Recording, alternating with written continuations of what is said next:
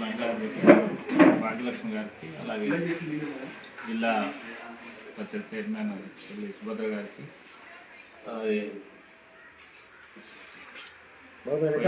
మిత్రులకు, అలాగే మీడియా మిత్రులందరికీ కూడా నమస్కారం.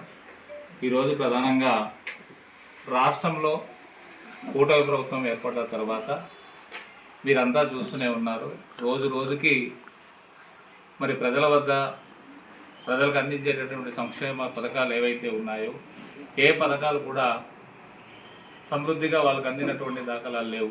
మరి గతంలో జగన్మోహన్ రెడ్డి గారు ఉన్నటువంటి కాలంలో మరి ఆ 5 సంవత్సరాలు కూడా కష్టకాలంలో కరోనా టైంలో కూడా 2 సంవత్సరాలు ఎన్నో ఇబ్బందులు ఎదుర్కొన్నప్పటికీ కూడా అలాంటి సమయంలో కూడా ఎటువంటి సంక్షేమ పథకాలు అనేటటువంటిది ఆపినటువంటి దాఖలాలు అయితే లేవు.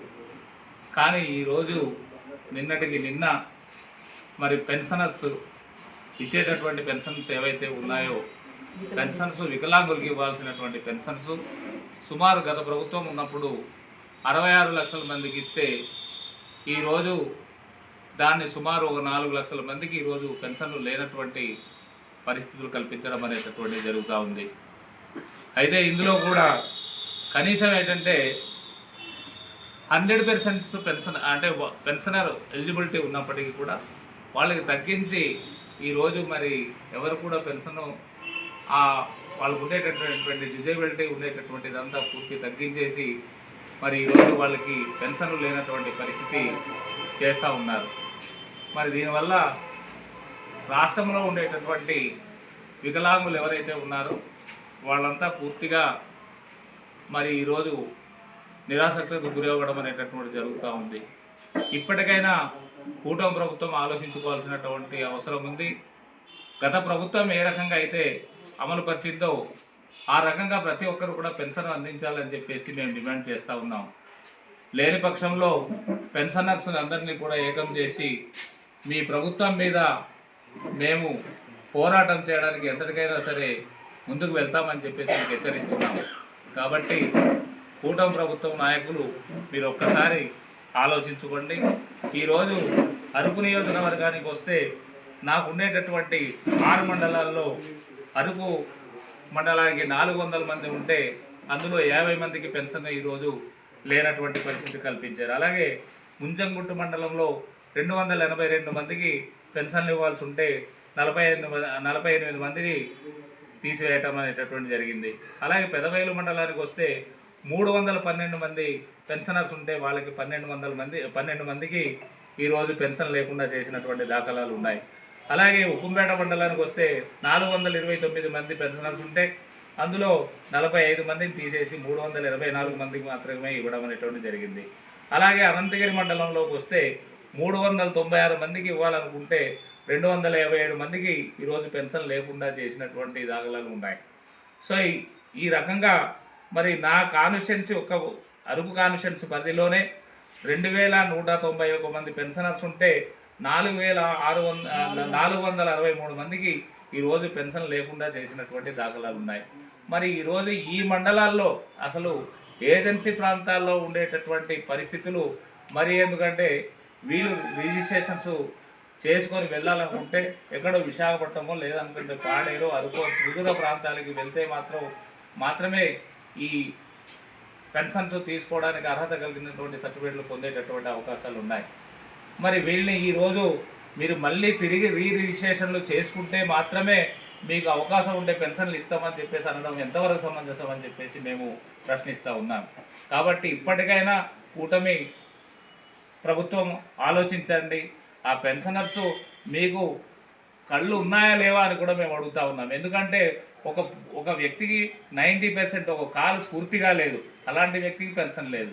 అలాగే నేల మీద కూర్చున్నటువంటి వ్యక్తి లేవలేనటువంటి పరిస్థితి, ఎక్కడికి వెళ్ళలేనటువంటి పరిస్థితి, వాడు బహిర్భూమి కూడా వెళ్ళలేనటువంటి పరిస్థితిలో ఉండేటటువంటి వాళ్ళని కూడా ఈరోజు మీరు ఇది చూస్తారు. ఇక్కడ ఫోటోలో చూసినట్లయితే ఒక కాలు పూర్తిగా లేదు, 90% అయితే ఆయనకి ఈరోజు పెన్షన్ అనేటటువంటి లేకుండా చేయడం మీద ఎంతవరకు సమంజసం అని చెప్పేసి అంటున్నాము. కాబట్టి ఇప్పటికైనా మీరు కళ్ళు తెరవండి. కళ్ళు తెరిచి ఆ ప్రజలకి ఏమైతే అందించాలనుకుంటున్నారో ఆ పెన్షనర్స్ ఎలిజిబిలిటీ ఉందా లేదా అనేటటువంటిది క్షేత్రస్థాయిలో మీకు ఉండేటటువంటి అధికారులను పంపించండి. పంపించి వాళ్ళ ద్వారా ఇది ఎంతవరకు వాస్తవం అనేటువంటి తెలుసుకోండి. అంతేగాని మీరు హైదరాబాద్లోనో విశాఖపట్నంలోనో లేదా అనుకుంటే అమరావతిలో కూర్చొని కబుర్లు చెప్పడం అనేటటువంటి కాదు అని చెప్పేసి కూడా మీకు అడుగుతూ ఉన్నాం. కాబట్టి ఇప్పటికైనా సరే వికలాంగులకు పూర్తి పెన్షన్లు ఇవ్వాలని చెప్పేసి డిమాండ్ చేస్తూ ఉన్నాం. ఇప్పుడు మీరు నమస్కారాలు తెలియజేస్తా ఉన్నాను. ముఖ్యంగా ఈరోజు మీ అందరినీ కూడా పిలిచి ఇలా సమావేశం అవడం గల కారణం, కూటమి ప్రభుత్వం అధికారంలోకి వచ్చిన తర్వాత రాష్ట్రంలో వారి యొక్క పరిపాలన విధానం కానివ్వండి, అదేవిధంగా ఈరోజు రాష్ట్ర ప్రజలు ఈ యొక్క పాలన చూసి ఏ రకంగా వాళ్ళ యొక్క అభిప్రాయాలు ఉన్నాయి అనేది కొన్ని అంశాలని తీసుకొని మీ అందరి ముందు కూడా మాట్లాడాలనే ఉద్దేశంతోనే ఈరోజు ఈ కార్యక్రమాన్ని ఏర్పాటు చేసుకోవడం జరిగింది.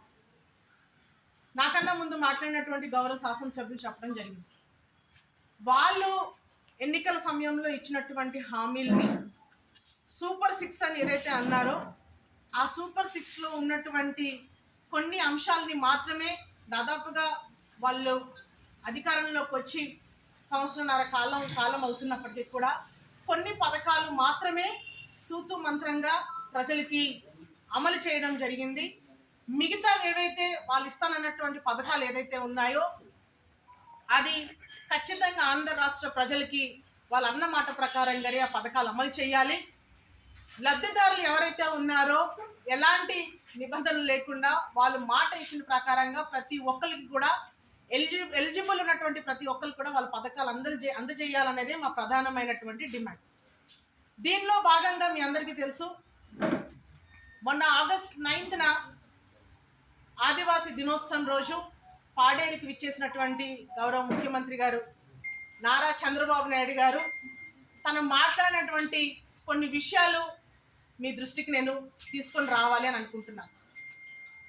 ఆయన మాట్లాడినటువంటి మాటల్లో ప్రధానంగా ప్రెజెంట్ గిరిజన ప్రాంతంలో హాట్ టాపిక్గా నడుస్తున్నటువంటి జీవో నెంబర్ 3, ఆయన మాటలు చెప్పటము 275 జీవో నేనే తీసుకొచ్చాను, జీవో నెంబర్ 3 కూడా మా హయాంలోనే తీసుకొచ్చాము అని చెప్పేసి గొప్పగా చెప్పినప్పటికీ కూడా జీవో నెంబర్ 3 ఈరోజు సుప్రీంకోర్టు రద్దు చేసింది అని అంటే పూర్తి స్థాయిలో దాని చట్టబద్ధత కల్పించకపోవటం వల్లే సుప్రీంకోర్టు రద్దు చేయటం జరిగింది.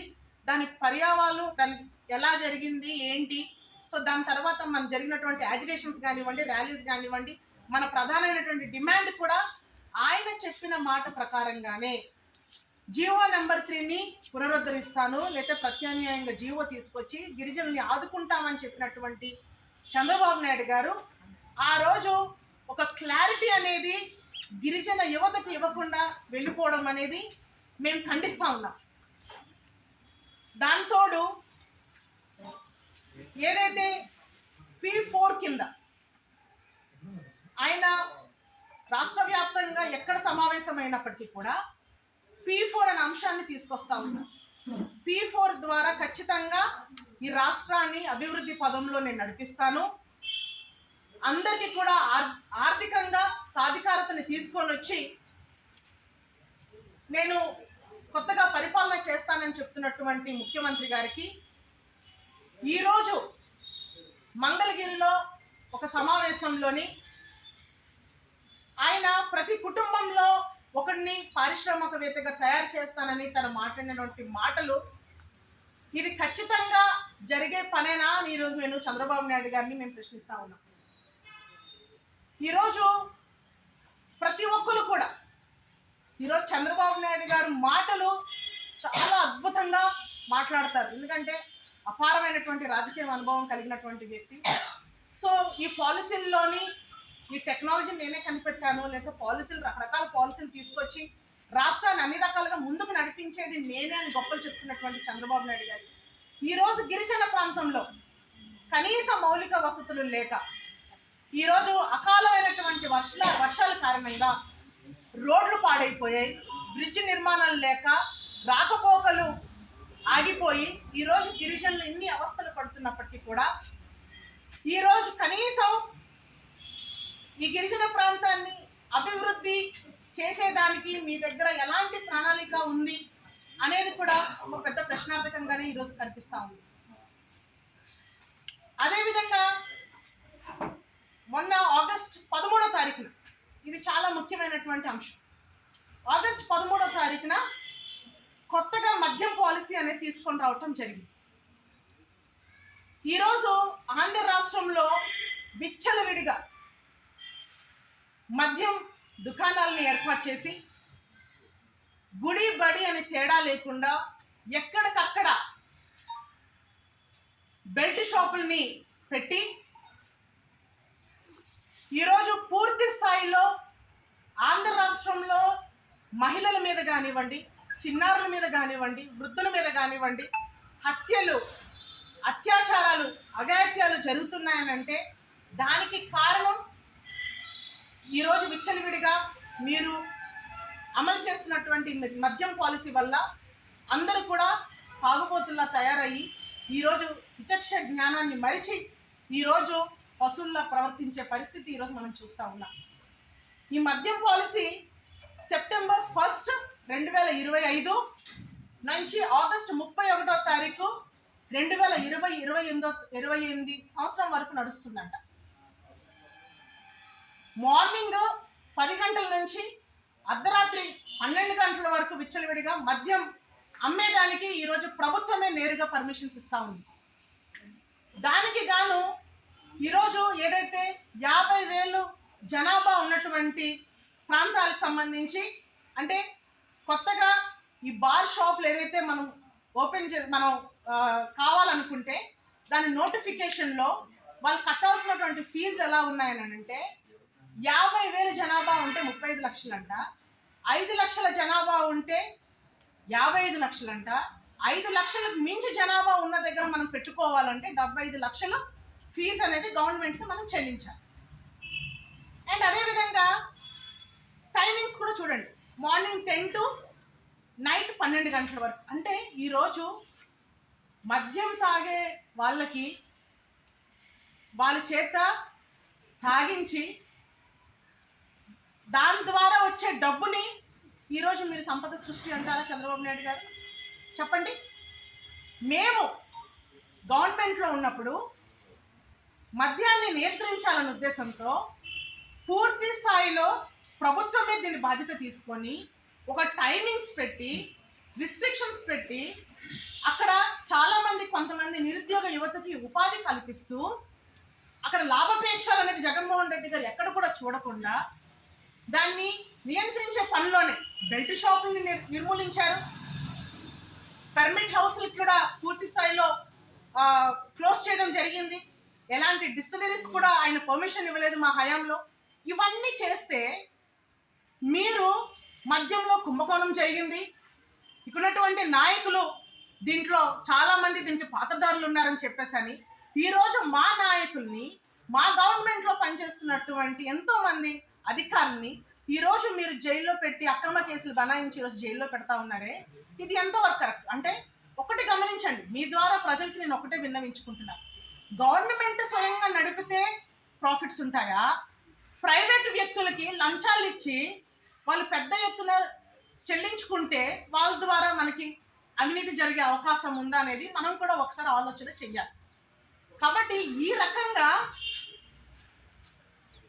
మద్యాన్ని విచ్చలవిడిగా ఈరోజు మనం చాలా న్యూస్ని మనం చూస్తూ ఉన్నాం. ఎక్కడికక్కడ ఆడవాళ్ళకి సేఫ్టీ లేదు, పిల్లలు బడికి వెళ్ళాలన్నా కూడా ఈరోజు అవన్నీ దాటుకొని వెళ్ళే పరిస్థితి ఉంది.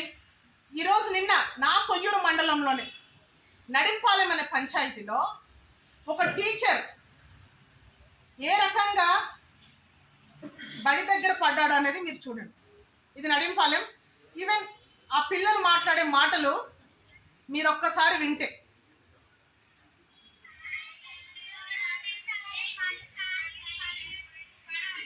వాళ్ళ సారు తాగేసి పడుకుంటున్నారంట, కలెక్టర్ గారు మాకు మంచి మాస్టర్ని వెయ్యండి అని చెప్పేసని ఈరోజు పేరెంట్స్ పిల్లలు అడిగే పరిస్థితి ఈ రకంగా ఉంది. అంటే ఈరోజు మనం సమాజానికి మనం ఏం మెసేజ్ ప్రభుత్వం ఏర్పడిన తర్వాత వీరందరికీ కూడా గత ప్రభుత్వంలో వికలాంగులు కాకపోయినా కూడా వికలాంగుదారులుగా వీళ్ళు నిర్ధారణ చేసి వారందరికీ కూడా అందిస్తున్నారు అని ఒక అసత్య ప్రచారాన్ని తీసుకొచ్చి ఈ ప్రభుత్వంలో గత 15 రోజులుగా పాడేరు, అదేవిధంగా మన ఏజెన్సీ ఏరియాలో పాడేరు అలాగే అరకు ప్రాంతంలో ఒక ఏదైతే దాన్ని ఏమంటారు సదరం సర్టిఫికెట్స్ గురించి వారం రోజులుగా ఒక సదరంని క్యాంప్ లాగా ఏర్పాటు చేసి ఈ కూటమి ప్రభుత్వం ఏం చేసిందంటే ఎంతటికి దిగజారిందంటే 99% ఉన్న వాళ్ళందరికీ కూడా పర్సెంటేజ్ని తగ్గించే కార్యక్రమం చేశారు. 99% ఉన్న వాళ్ళందరికీ కూడా 45 చేసి 75-80 ఉన్న వాళ్ళందరినీ కూడా నాట్ ఎలిజిబుల్లో పెట్టేసి వాళ్ళకి 40% చూపించడం వల్ల వాళ్ళకి ఈరోజు పెన్షన్ అనేది తీసివేయడం జరుగుతుంది. ఇది వారు చెప్తే కానీ మన నోటీసులోకి రాలేదు.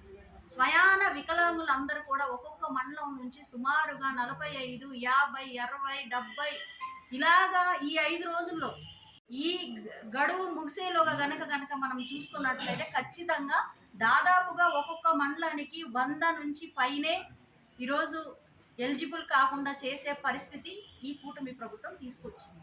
అంతకన్నా దౌర్భాగ్యం ఏమైనా ఉంటుందా? వికలాంగులు అనేసరికి సంవత్సరాలు మారుతున్న కాలన్నా వాళ్ళకి కాలు వచ్చేది, కాలు లేని వాళ్ళకి కాలు రాదు, చెయ్యి లేని వాళ్ళకి చెయ్యి రాదు, మూగా చెవిటి వాళ్ళకి మాటలు రావు, బ్లైండ్స్కి రాదు. మరి ఇంకొకసారి చేసి ఇలా అంటే ఇంకొకసారి సదనం ఇవన్నీ చేయించడం వల్ల ఆ వికలాంగులైనటువంటి వ్యక్తుల్ని ఇన్ని తిప్పలు పెట్టడం అవసరమా అని మేము అడుగుతా ఉన్నాం. ఖచ్చితంగా రాష్ట్ర ప్రభుత్వం ఖచ్చితంగా వీటన్నిటిని కూడా పరిష్కరించకపోతే ఖచ్చితంగా వైఎస్ఆర్ కాంగ్రెస్ పార్టీ తరఫున మేము పెద్ద ఎత్తున కూడా మేము పోరాటం చేయడానికి కూడా ముందుకు వస్తామని తెలియజేస్తున్నాను. అదే దానికి కొంచెం బాధాకరంగా ఉంది. దయచేసి కూటమి ప్రభుత్వంలో ఉన్నటువంటి నారా చంద్రబాబు నాయుడు గారు కానివ్వండి, లేదంటే డిప్యూటీ సీఎం గారు కానివ్వండి, లేదంటే మా హోమ్ మినిస్టర్ గారు మహిళ ఎక్కడ బాధపడినా నేను తట్టుకోలేను, మహిళలకి ఏం జరిగినా నేను సహించలేను అని పెద్ద మాటలు మాట్లాడి మరి హోమ్ మినిస్టర్ గారు ఈరోజు కళ్ళు మూసుకొని ఉంటున్నారా అని మేము తెలియజేసుకుంటున్నాం. దళిత మహిళ ఈరోజు అడుగుతూ ఉన్నాం. దాదాపుగా ఈ ప్రభుత్వం ఏర్పడిన తర్వాత 99 అత్యాచారాలు, అదేవిధంగా మర్డర్లు జరిగింది. ఇంతమంది చిన్నపిల్లలకి ఈరోజు అభంశుభం తెలియనట్టు డిప్యూటీ సీఎం గారు వస్తారు, నేనే కోట్లాది రూపాయలు నేనే తీసుకొచ్చాను, వేలాది కోట్లు నేనే తీసుకొచ్చాను అని పెద్ద మాటలు అంటారు. మినిస్టర్ గారేమో 1000 కోట్లు అంటారు, డిప్యూటీ సీఎం గారేమో 11 కోట్లు అంటారు, ఇక్కడ ఉన్న లోకల్ నాయకులేమో లేదు 15 కోట్లు అని చెప్తారు. ఎన్ని కోట్లు మీకే ఒక క్లారిటీ లేదు. ఈరోజు మీరు వచ్చి మా ప్రాంతంలో వచ్చి పెద్ద మాటలు మాట్లాడుతుంటే నిజంగా హాస్యాస్పదంగా ఉంది. అదేవిధంగా ఏదైతే ఇందాకలా మా అధ్యక్షురాలైనటువంటి భాగ్యలక్ష్మి గారు చెప్పినటువంటి మాటలు, ఏదైతే జీసీసీకి సంబంధించినటువంటి కాఫీ మిరియల్ ప్రాసెసింగ్ యూనిట్ ఏదైతే నర్సీపట్నంలో మాకవరపాలెంలో స్టార్ట్ చేస్తున్నారో అది ఖచ్చితంగా అది స్పీకర్ గారి యొక్క ఆలోచన మేరకే వారు చెప్పుకోవడానికి ఆ ప్రాంతానికి అభివృద్ధి చేసే కార్యక్రమంలో పక్కదారి పట్టిస్తున్నారని చెప్పడంలో ఎటువంటి సందేహం లేదు మనకి. కాబట్టి దయచేసి ప్రజాప్రతినిధులారా, ఎవరైతే కూటమి ప్రభుత్వం నుంచి ఉన్నటువంటి నాయకులు ఉన్నారో వారందరికీ కూడా, అలాగే మరి ముఖ్యంగా శ్రావణ్ కుమార్ గారికి, జీసీసీ చైర్మన్ గారికి కూడా మేము విన్నవించుకుంటున్నాం. మేము అభివృద్ధిని ఏ రోజు కూడా అడ్డుకునే పరిస్థితి ఉండదు. నిజంగానే మీకే గనక ఈ గిరిజన పట్ల ఈ అరకు పాడేరు మీద గనక అభిమానము, లేదంటే ఈ అరకు పాడేరు యువకులందరికీ కూడా ఒక మంచి అవకాశం ఇస్తూ నిరుద్యోగులకి కూడా ఉద్యోగ అవకాశాలు కల్పించాలంటే ఖచ్చితంగా మనకున్నటువంటి ఏదైతే చింతపల్లి కానివ్వండి, లేదనుకుంటే అనంతగిరి కానివ్వండి, ఈ ప్రాంతంలో మీరు ఆ ప్రాసెసింగ్ యూనిట్ ఏదైతే ఉందో స్థాపించండి. మేము అందరు కూడా అప్రిషియేట్ చేస్తామని కూడా మేము తెలియజేసుకుంటున్నాం. అదేవిధంగా డౌనూరులో గత ప్రభుత్వంలో ఏదైతే 2 కోట్ల రూపాయలతో మేము స్టార్ట్ చేసామో అది కూడా పూర్తి చేయవలసిన బాధ్యత కూడా మీ మీద ఉందని. ఎందుకంటే మేడం గారు, నేను మీ ఇద్దరు కూడా కలిసి ఎండీ గారితో మాట్లాడినప్పుడు ఎండీ గారు అదే అన్నారు, గిరిజన ప్రాంతంలో వర్షాలు ఎక్కువ పడతాయి అంటే మరి ఈరోజు వర్షం ఎక్కువ పడుతుందని ఇక్కడ వచ్చినవి అన్ని కూడా తీసుకెళ్లి మైదాన ప్రాంతంలో ఎట్లా పెడతారు మీరు? ఈరోజు ఎక్కడ పెడితే ఆ లోకల్లో ఉద్యోగ అవకాశాలు అంటారు కదా, మరి మా ప్రాంతంలో ఉద్యోగ అవకాశాలు అవసరం లేదా? ఈరోజు గ్రామాలకి రేషన్ లేనటువంటి పరిస్థితి, మనం వాళ్ళకి ఇబ్బంది పెట్టినట్టే కదా. సో పేర్లు మార్చినా పర్వాలేదు, కానీ ఇన్ టైంలో మీరు ఇంప్లిమెంటేషన్ చేయాలనేది అల్టిమేట్గా మేము కోరేది. సో ఖచ్చితంగా ప్రజలైతే అందరు గమనిస్తూ ఉన్నారు. ఈ ప్రభుత్వం ఏర్పడిన సంవత్సరంన్నరకే మరి ప్రజలందరూ కూడా తిరగబడే పరిస్థితి కూడా ఈరోజు మనం చూస్తూ ఉన్నాం. కాబట్టి ఖచ్చితంగా ఇది మా నుంచి మేము కోరేది, వికలాంగుల పెన్షన్లు అన్నీ కూడా పూర్తి స్థాయిలో ఇవ్వాలనేది మా డిమాండ్.